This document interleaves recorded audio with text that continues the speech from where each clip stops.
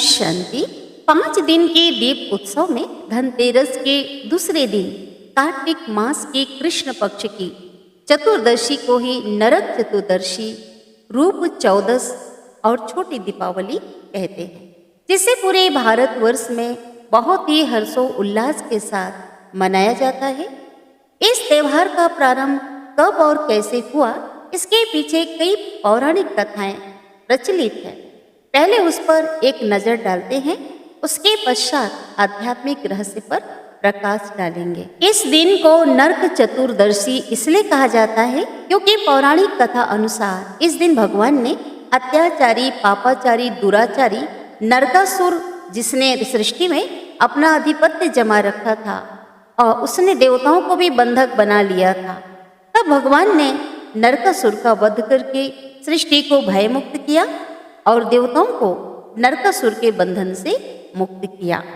दूसरी कथा इस प्रकार है, दैत्य राजा बलि ने सारे भूमंडल पर अपना एक छत्र राज्य जमा लिया था। तब पृथ्वी पर आसुरीयता फैल रही थी और धर्मनिष्ठा प्रायः नष्ट हो चली थी। तब राजा बलि ने श्री लक्ष्मी सहित सभी देवी देवताओं को अपने कारागार में बंदी बना रखा था। उस समय भगवान ने बलि की आसुरी शक्ति पर विजय प्राप्त करके लक्ष्मी सहित सभी देवी देवताओं को कारागार से मुक्त कराया। ये तो रही पौराणिक कथा की बात। अब उसके आध्यात्मिक रहस्य को जानते हैं कि वास्तव में वो देवी देवताएं कौन थे और वो जो आसुरी शक्ति किसका प्रतीक है, वो समय कौन सा था और कौन से भगवान ने उन्हें मुक्त कराया, इसको हम विस्तार से जानते हैं। तो आध्यात्मिक रहस्य इस प्रकार से है। आज भारतवर्ष में स्त्री को देवी स्वरूपा माता बहने तथा पुरुषों को देवता स्वरूप भाई की उपाधि दी जाती है। तो सृष्टि के आदिकाल में जब भारत स्वर्ग था, स्वर्णिम युग सतयुग था, तो वहाँ सभी मनुष्य आत्माएं पूर्णिमा की चंद्रमा की तरह 16 कला संपूर्ण सर्वगुण संपन्न थी और उस दैवी दुनिया और देवी देवताओं की रचना देवों के भी देव महादेव निराकार सत्यम शिवम सुंदरम ने की थी। इसलिए आज भी देवी देवताओं के अनुपम अलौकिक स्वरूप और उनके गुणों को देखकर बनाने वाले को याद किया जाता है। आज जब भी हम देवी देवताओं को देखते हैं तो क्या निकलता है मुख से? तुझे देखकर जगवाले पर, तुझे देखकर जगवाले पर यकीन नहीं क्यों कर होगा, जिसकी रचना इतनी सुंदर वो कितना सुंदर होगा। उस समय देवताएं पुरुषोत्तम कहलाते थे। उनका जीवन मर्यादा के अनुकूल सतोगुणी था। वक्त धीरे धीरे बीतता गया। कहते हैं ना, परिवर्तन सृष्टि का नियम है। तो सृष्टि भी धीरे धीरे पुरानी होती चली गई। सतो प्रधान से सतो सामान्य, फिर जब रजो प्रधान में सृष्टि आ गई तो देव मानव आत्म अभिमानी जो थे वे देह अभिमान में आ गए। उनके गुणों कलाओं में कमी आने लगी, आत्मिक शक्ति क्षीण होने लगी। इस समय सृष्टि नरक में परिवर्तन होने लगी थी और पूरी सृष्टि पर नरकासुर अर्थात मनोविकार, काम, क्रोध, मोह, लोभ, अहंकार का प्रभाव पड़ने लगा था। और जब सृष्टि रजो प्रधान से तमो प्रधान में परिवर्तित हो गई तो जो देव मानव जो कभी श्रीमत रूपी मर्यादा की रेखा के भीतर थे, उन्होंने उसे लांघना शुरू कर दिया और उन विकारों के अधीन हो गए। तो गीता में भी काम, क्रोध, मोह, लोभ, अहंकार को नरक का द्वार कहा गया है। तो नरकासुर कोई व्यक्ति नहीं था, बल्कि मनोविकारों का ही पर्यायवाची है। अभी हम सभी देख रहे हैं, अनुभव कर रहे हैं कि कलयुग के अंत में सभी नर नारियों के मन पर उनका ही राज्य है और उनके ही अधीन होकर आज मानव अत्याचारी, पापाचारी, दुराचारी बन गया है। आसुरी खान पान, आसुरी दृष्टि वृत्ति वाला बन गया है।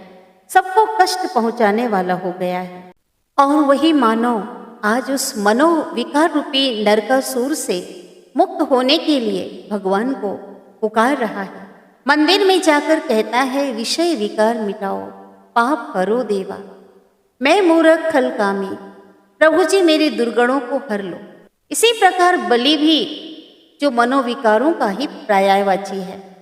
और अभी वही समय है जो स्वयं देवों के देव, सर्वधर्म आत्माओं के परम पिता निराकार शिव परमात्मा इस सृष्टि पर आ चुके हैं और अपनी रचना अर्थात सभी आत्माओं को दिव्य ज्ञान और योग की शक्ति प्रदान कर उन्हें आंतरिक रूप से सशक्त बनाते हैं और विकारों पर विजय प्राप्त कराकर पुनः स्वर्गवासी अर्थात आने वाली नई सतयुगी दुनिया विष्णु लोक के अधिकारी बनाते हैं। आज के दिन लोग यमराज की पूजा अर्चना करते हैं ताकि अकाल मृत्यु के चक्र से छूट जाएं, निरोगी लंबी काया हो। दीपदान करते हैं। उनका मानना है कि यमराज जी को, जो धर्मराज भी हैं, उन्हें दीपदान बहुत प्रिय है। तो हम जाने कि वास्तव में वो यमराज कौन है। कोई ऐसा व्यक्ति, कोई यमराज नहीं है। जो धर्मराज और यमराज की बात है वो स्वयं महाकाल निराकार शिव परमात्मा है। उसे ही कालों का काल कहा जाता है।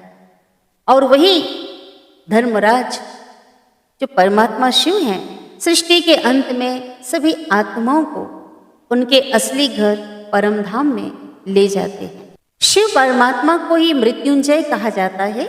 उनकी याद से राजयोग की साधना से शरीर की आयु बढ़ती है और वे सतयुगी दुनिया जो स्वर्णिम दुनिया रचते हैं, वहाँ हजारों वर्षों तक अकाली मृत्यु नहीं होती। देवी देवताएं अप्रतिम सौंदर्य के धनी रोग शोक से मुक्त रहते हैं। दीपदान का महत्व क्या है? आध्यात्मिक रीति से इसे हम जाने। दीपक जब जलता है तो रोशनी हो जाती है और अंधकार दूर हो जाता है। तो वास्तव में दीपक ज्ञान का प्रतीक है और अंधकार अज्ञानता का प्रतीक है। तो परमात्मा शिव कहते हैं, सभी को मेरे द्वारा जो दिया जा रहा श्रेष्ठ ज्ञान रूपी दीप दान करो। इस स्थूल दीपक का दान करने से क्या होगा? जो ज्ञान दीप दान करते हैं, भगवान महाकाल धर्मराज को बहुत प्रिय होते हैं। ऐसी भी मान्यता है, इस दिन जो यमराज की पूजा करते हैं उन्हें नरक से मुक्ति मिल जाती है। तो वास्तव में पूजा करना अर्थात अपने पिता परमात्मा के गुणों को धारण कर उनके समान पूजनीय बनना है। बिना पुरुषार्थ के प्रारब्ध तो मिल नहीं सकती ना, इसलिए परमात्मा श्रेष्ठ कर्म सिखलाते हैं। श्रेष्ठ कर्म के आधार से ही कलयुग रूपी नरक से मुक्त हो सतयुग स्वर्ग के अधिकारी बनेंगे। ओम शांति।